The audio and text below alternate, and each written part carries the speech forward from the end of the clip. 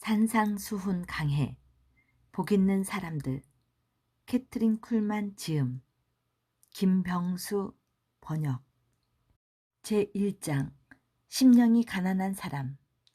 심령이 가난한 자는 복이 있나니 천국이 그들의 것임이요. 마태복음 5장 3절.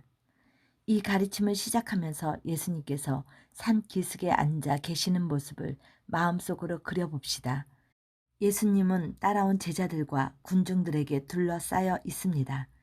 여러분, 이 성지를 여행한 적이 있으시다면 그 군중들이 모여있던 장소를 걸었던 적이 있을지도 모릅니다. 내가 이스라엘 각 지역을 여행했을 때 나는 예수님이 서 계셨던 장소에 서 있는 것일까 하고 생각했던 적이 있습니다. 나는 같은 산에 올라갔을지도 모릅니다. 아마도 나는 예수님이 앉으셔서 심령이 가난한 자는 복이 있나니 라고 말씀하셨던 장소를 보았을 것입니다.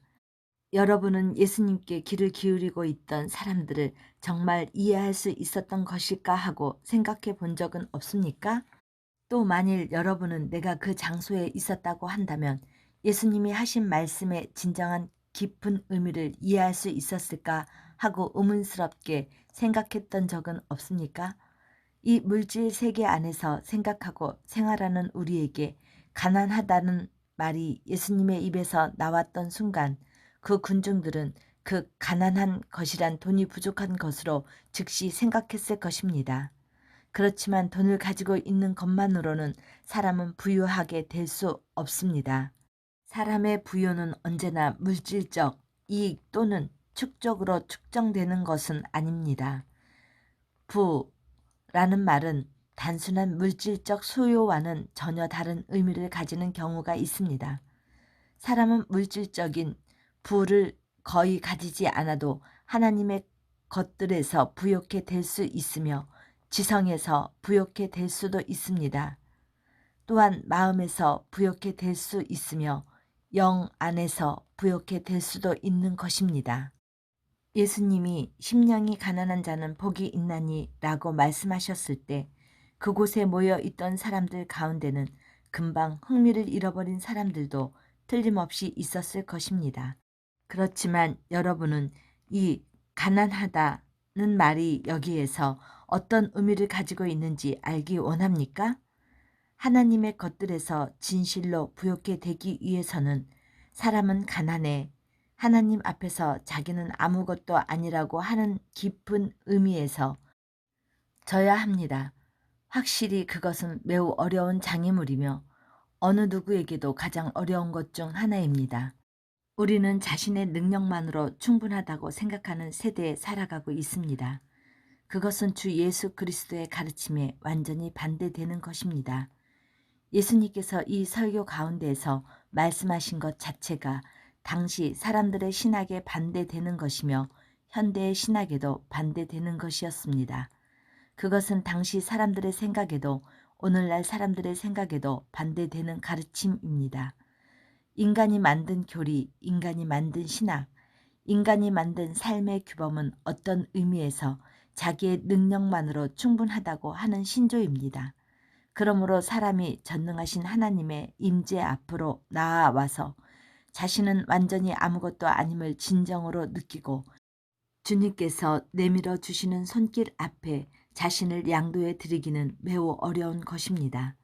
어떠한 영적인 행복을 얻는다 할지라도 그 토대는 하나님 앞에서 자신은 아무것도 아님을 인식하고 자신의 결핍을 인식하는 것입니다. 영적인 행복의 토대는 정확히 그렇습니다. 심령이 가난함이라고 하는 이 산상수훈의 첫 메시지 가운데서 예수님은 우리에게 하나님이 필요하다는 사실을 깨달아야 한다는 것을 말씀하시고 있습니다. 우리가 그곳에 도달할 때 분명히 말씀드리지만 그것은 쉽지 않습니다. 우리는 진정한 부요의 토대를 놓게 된 것입니다. 여러분도 나도 자신은 완전히 아무것도 아님을 인식하지 못하고 있는 동안은 결코 하늘나라를 상속하는 것은 있을 수 없습니다. 진정한 부요는 하나님으로부터 옵니다. 진정한 축복은 모든 선하고 완전한 은사를 주시는 분으로부터 오는 것입니다. 진정한 부유는 돈으로 가져올 수 없습니다. 왜냐하면 우리는 어떤 작은 축복 가운데 하나도 하나님에게서 돈으로 살 수 없기 때문입니다. 당신이 진정으로 부유케 되고자 한다면 하나님 앞에 자신은 아무것도 아닌 자임을 깊이 인식하게끔 되어야만 합니다. 사랑하는 여러분, 그것이 바로 예수님이 심령이 가난한 자는 복이 있다고 말씀하셨을 때의 진정한 의미입니다. 우리가 스스로 하나님이 필요하다고 인식하는 것이야말로 부요함을 가져오는 가난함인 것입니다. 그리고 여러분이 자기 자신을 직시하고 하나님을 직시하고 자신은 하나님이 필요함을 깨닫고 자신이 아무것도 아닌 것을 알게 될 때, 그때 비로소 여러분은 부요에 이르는 것임을 시작하게 되는 것입니다. 그렇지만 예수님은 거기서 멈추지 않으셨습니다. 그분은 계속해서 이렇게 말씀하셨습니다. 천국이 그들의 것임이요. 그분은 우리가 지금 하늘나라를 소유하고 있다고 말씀하시는 것입니다. 우리는 하늘나라의 일원이 되기 위해 죽을 때까지 기다릴 필요가 없습니다. 때때로 우리는 그런 잘못된 생각을 가질 때가 있습니다. 우리는 너무나 멀리만 바라보고 죽은 후에 하나님 나라의 영광을 구하는 경우도 있습니다. 그렇지만 하나님의 계획은 그렇지 않습니다. 여러분도 나도 지금 부요케 될 수 있습니다. 우리는 지금 하늘나라를 상속하여 그 일원이 될 수 있습니다. 그것을 제한해 버리는 것은 예수님이 우리에게 약속하여 주신 것을 스스로 받아들이지 않을 때뿐입니다. 성경 다른 부분을 펴보겠습니다. 우리 모두가 잘 알고 있는 말씀입니다. 어린 아이들이 내게 오는 것을 용납하고 금하지 말라. 하나님의 나라가 이런 자의 것이니라. 마가복음 10장 14절. 하나님의 나라가 심령이 가난한 사람들의 것임과 완전히 동일하게 하나님의 나라는 어린 아이들의 것이며 하나님의 나라의 여러 가지 권리는 어린 아이들의 것입니다. 아시다시피 심령이 가난한 사람, 하나님 앞에서 자신이 완전히 아무것도 아닌 것임을 잘 알고 있는 사람들은 어린 아이에 비교될 수 있습니다. 그들은 단순하고 가장하는 것이 없으며 가르침을 받아들이는 마음을 소유하고 있습니다. 우리가 어린아이와 같은 마음을 가질 때 우리는 자신이 아무것도 아님을 깨달을 수 있으며 자신에게 있는 것은 모두 하나님으로부터 온 것임을 알게 됩니다. 그때 비로소 우리는 하나님의 나라를 상속받을 수 있습니다. 심령이 가난한 사람들과 어린아이의 마음을 가진 사람들, 이 두 종류의 사람들은 하나님의 눈에는 완전히 동일합니다. 그리고 참으로 여기에서야말로 우주의 창고를 열 수 있는 열쇠가 있는 것입니다. 그 창고 안에 있는 모든 부는 우리의 것입니다. 하나님의 뜻에 전적으로 복종한다고 하는 그리스도인의 사고방식을 또 다른 것으로 예를 들 수 있습니다. 그것은 매우 흥미 깊은 것입니다. 그것은 과학이 분명히 가르치고 있는 것으로 생각됩니다. 제가 말하고자 하는 것을 설명해 드리겠습니다. 과학은 이렇게 말합니다. 여러 가지 사실들 앞에 어린아이처럼 앉으십시오. 어떤 선입관도 포기할 각오를 하십시오. 자연이 당신을 어떤 결과로 이끌어 간다고 해도 그것에 순종하십시오. 그렇지 않으면 당신은 아무것도 알지 못할 것입니다. 과학자는 어떻게 자연계를 구명하는 것일까요? 단지 한 가지 방법밖에 없습니다. 자연에 굴복함으로써입니다. 만일 과학자가 교만하고 가르침을 받아들이지 않는 사람이라면 그는 아무것도 배우는 것이 없을 것이며 아무것도 규명하는 것이 없을 것입니다. 위대한 과학자는 모두 겸손한 사람들입니다. 나는 그들의 말을 들은 적이 있지만 그들의 겸손함에 놀라고 조금도 아는 체 하거나 거만함이 없는 것에 경외감을 가지게 되었습니다. 진실로 위대한 과학자들은 어느 누구도 겸손한 사람임을 나는 진심으로 믿고 있습니다. 바꾸어 말하면 그들은 무릎을 꿇고서 전진합니다. 그리고 그는 똑바로 서서 자연을 구명하고 자연계의 어떤 힘도 마음껏 쓸 수 있게 됩니다. 하나님의 말씀은 온유한 자는 땅을 기업으로 받을 것이라고 말씀합니다. 그와 같이 당신도 하늘나라에 굴복할 때 하늘나라의 능력들을 상속받게 되는 것입니다. 심령이 가난한 사람들에 대한 이 가르침을 좀 더 깊이 나아가면 자신은 이미 가난한 신분이기 때문에 여기에서 배워야 할 것은 아무것도 없다고 생각해 버리는 사람들도 있을 것입니다. 그러나 내가 말씀드리는 것은 누군가의 은행 구자에 관한 것 같은 의미의 가난함에 대해서가 아닙니다. 자기의 가난함을 자랑하는 사람들을 나는 알고 있습니다. 그들은 그것을 자랑스럽게 여깁니다. 마치 자기가 병들어 있는 것을 매우 기뻐하며 건강하게 되는 것은 안중에도 없는 듯한 사람들 같습니다. 그들은 자기가 병들어 있는 것을 화제로 하고 사람들로부터 동정받는 것을 즐거움으로 삼으므로 나는 때때로 그들은 진짜로 형편이 매우 나쁜 것일까 하고 생각하는 경우조차 있을 정도입니다. 그렇지만 아시다시피 그들은 그렇게 하여 사람들의 주목을 받게 되고 자신이 완전히 나아버리면 마음의 의지를 잃어버리게 됩니다. 나는 지금 그런 종류의 가난함에 대해 말하고 있는 것은 결코 아닙니다. 내가 말하는 것은 심령의 가난함이며 인간이 알 수 있는 가장 위대한 부요를 가져올 수 있는 가난함입니다. 구약 성경 민수기 13장을 보겠습니다. 약속의 땅을 정찰하기 위해 12사람이 파견되었습니다. 그 가운데 10사람은 돌아와서 낙심시키는 보고를 했는데 그들은 이렇게 말했습니다. 거기서 거인들을 보았나니 우리는 스스로 보기에도 메뚜기 같으니 그들이 보기에도 그와 같았을 것이니라. 민수기 13장 33절. 그렇지만 두 사람은 하나님의 안목으로 승리를 보았습니다. 그들은 이렇게 말했기 때문입니다. 우리가 곧 올라가서 그 땅을 취하자 능히 이기리라. 민수기 13장 30절. 마태복음 25장 14절에서 30절에 달란트를 받은 종들의 이야기가 기록되어 있습니다.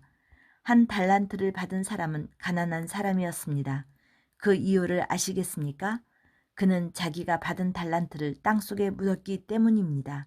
자기의 것인 달란트를 사용할 용기가 결혈되어 있는 사람들이 많이 있습니다. 실제로 그들은 가난합니다. 한편으로 다른 극단적인 것이 있습니다. 자기의 확신이 너무나도 강한 것입니다. 그것도 또한 가난함의 한 가지 형태입니다. 베드로가 모두 주를 버릴지라도 나는 결코 버리지 않겠나이다. 마태복음 26장 33절라고 말했을 때 그는 그런 종류의 가난함의 전형이었다고 나는 믿습니다. 베드로의 인생에서 이때 그는 교만했으며 심령이 가난한 자가 되는 것을 아직 배우지 않았던 것입니다. 누가복음 18장 10절에서 14절에 기도하러 성전으로 간 두 사람의 이야기가 기록되어 있습니다. 한 사람은 이렇게 말했습니다. 이 세리와 같지 아니함을 감사하나이다. 그는 자신에게 매우 만족하고 있었습니다. 하나님은 그의 기도를 한마디도 들으시지 않으셨다고 나는 믿습니다. 나는 그 사람이 사람들이 그는 틀림없이 거기서 기도하고 있을 거라고 생각하는 장소에 서 있는 것을 생각해 볼 수 있습니다. 사람들은 그를 매우 영적인 사람으로 간주하고 아, 참으로 훌륭한 사람이로구나. 보십시오. 저 사람이 얼마나 신실한지 라고 생각했을지도 모르겠습니다. 그렇지만 이 세리와 같지 아니함을 감사하나이다 하고 말했을 때 그는 마음과 머릿속에 있었던 것이 분명해집니다. 아시는 바와 같이 자기 만족에 빠져버린 사람만이 다른 사람을 비판하는 것입니다. 이런 경우 이 사람의 영적인 안목은 왜곡되어져 있습니다. 왜냐하면 그는 자기 이웃의 사람의 결점과 자신의 장점밖에 보이지 않기 때문입니다. 영적인 시야가 분명하지 못하므로 영적 안경을 교환해야 할 사람들은 우리 가운데도 있습니다. 하나님이나 다른 사람들이 우리를 보는 것처럼 그렇게 우리는 자기 자신을 보아야 할 필요가 있습니다. 그렇지만 여기에서 그 세리에 주목해 봅시다. 가슴을 치며 이르되 하나님이여 불쌍히 여기소서 나는 죄인이로소이다. 누가복음 18장 13절. 그는 자기 이웃 사람에게 눈을 향하지 않고 자기 자신의 죄를 보았습니다. 그 사람은 물질적으로 풍부한 부를 소유하고 있었을지도 모릅니다. 그는 위대한 정복자들이 가지고 있는 용기를 가졌을지도 모릅니다. 그렇지만 그는 하나님 밖에는 주실 수 없는 것을 자기는 가지고 있지 않다는 사실을 깨닫고 있었습니다. 이와 같이 하나님의 나라에 들어가기 위한 열쇠가 되는 가난함이란 어떤 것을 가지고 있어도 하나님 없이는 모든 것이 아무것도 아님을 깨닫는 것입니다. 이 세상에서 부라고 여겨지는 어떤 것을 가지고 있을지라도 그러한 것들은 하나님 없이는 아무것도 아니라는 사실을 여러분이 깨닫게 된다면 그때 여러분은 심령이 가난한 사람들, 예수 그리스도를 통하여 모든 것을 소유하는 사람들 가운데 한 사람이 되는 비결을 배운 것이 됩니다. 우리가 예수 그리스도와 함께 공동 상속인이 될 때 즉시 우리는 하나님 나라를 소유하게 됩니다. 기억해 주십시오. 여기서 말하는 하나님 나라는 어떤 장소가 아닙니다. 그것은 경험이 아닙니다. 그것은 지리적으로 범위를 정할 수 있는 것이 아닙니다. 그것은 우리가 그것을 받아들일 수 있는 우리의 능력에 의해서만이 범위가 정해지는 것입니다. 그것은 거룩에 비유될 수 있습니다. 우리는 거룩을 구하는 것이 아니고 예수님을 추구함입니다. 그리고 우리가 예수님을 영접하고 모든 것을 그분께 양도해 드릴 때 우리는 거룩해지는 것입니다. 우리는 하늘나라를 추구하지 않습니다. 그렇지만 그것은 우리가 그것을 받아들이는 우리의 능력에 의해 범위가 정해집니다. 우리가 다양한 조건을 충족시키고 완전한 양도라는 대가를 치르면 우리는 우리가 하늘나라에 들어갔음을 알게 될 것입니다. 하늘나라를 소유함으로 우리는 모든 것을 소유하는 것입니다. 여러분께 간청합니다. 여러분의 눈이 계속 예수님께로 향하게 하십시오. 예수님께 눈을 고정하고 있으면 여러분의 감정이 동요하는 일은 없습니다. 한순간 부유하다가 그 다음엔 가난으로 짜부라드는 그런 식으로 되지 않습니다. 청구서가 올 때도 오지 않을 때도 하나님은 동일하십니다. 모세가 죽은 후 하나님이 여호수아와 이스라엘의 모든 백성에게 하셨던 말씀에 귀를 기울여 주십시오. 강하고 담대하라. 두려워하지 말며 놀라지 말라. 내가 어디로 가든지 내 하나님 여호와가 너와 함께 하느니라. 여호수아 1장 9절. 이스라엘 백성의 광야 여정은 지금 여기에 있는 우리의 모형입니다. 그들은 모세를 신뢰하고 있었습니다. 그 후에 그는 죽었으며 사람들을 두려워했습니다. 모세는 그들의 지도자이며 그들의 지주였습니다. 그리고 그들의 힘이었으며 그들의 용기였습니다. 그러나 모든 것은 하나님의 다스리심 아래 있었습니다. 여호수아가 가진 용기의 비결을 알고 싶습니까? 그는 하나님의 나라에 속해 있었습니다. 여호수아는 올바른 시야를 가지고 있었으며 올바른 방향을 보고 있었습니다. 그가 영적인 거인이었던 이유는 자기가 누구에게 신뢰를 두어 왔는지를 알고 있었기 때문입니다.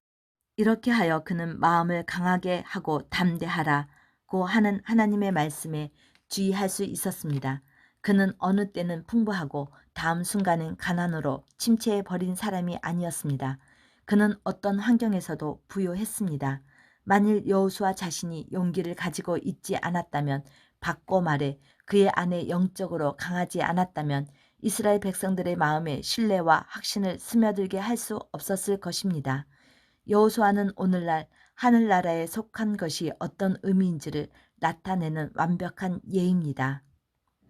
하나님의 권능을 소유함으로 우리는 열의를 가지고 삶을 직시할 수 있습니다.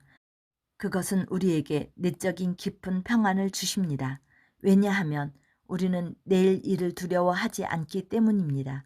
또한 우리의 환경이 어떠할지라도 변하지 않는 내적인 기쁨이 있는 생활이 됩니다. 왜냐하면 하나님이 우리 안에 계시며 하나님은 사랑이시기 때문입니다. 그 결과 우리에게서 다른 사람에게로 사랑이 흘러가고 그것은 어떤 편견도 어떤 질투도 그리고 어떤 증오도 일소해 버립니다. 그것은 속하는 것입니다. 우선 맨 먼저 우리는 예수님께 속해 있습니다. 그것은 이 세상에서 최고의 기쁨입니다. 내게 진정으로 기쁨과 행복을 주는 것이 무엇인지 여러분은 알고 싶습니까? 그것은 어떤 외적인 것이 아닙니다. 나는 내가 외적인 것에 더 열심이라면 좋으련만 내가 어린 시절 느꼈던 정서를 되돌이킬 수 있다면 좋으련만 하고 생각할 때가 있습니다. 그렇지만 나의 진정한 행복과 나의 참된 기쁨은 내 안에서 나오며 내가 하나님께 속해 있으며 하나님이 나의 하늘 아버지시며 내가 그분의 나라의 일원임을 아는 것에서 오는 것입니다. 나는 그 영광스러움을 날마다 인식합니다. 그것으로 인해 나의 내면의 깊은 평안이 주어지며 내일의 어떤 두려움도 다 제거됩니다. 나는 하나님의 상속인인 그리스도 예수와 공동 상속인인데 내일 어떻게 될까 하는 것을 왜 두려워해야 합니까? 나는 그분의 나라 일원이며 이러한 축복들의 빛 가운데에 있다면 다른 어떤 것도 공허하며 희미해져 버리며 하나님의 영광에는 이르지 못합니다. 그러므로 나는 눈을 들고 내가 심령이 가난한 자가 된 것을 하나님께 감사드립니다. 그리고 이번에는 하나님이 나에게 내가 하늘나라의 일원이 되어 있다는 기쁨과 확신을 날마다 주시는 것입니다.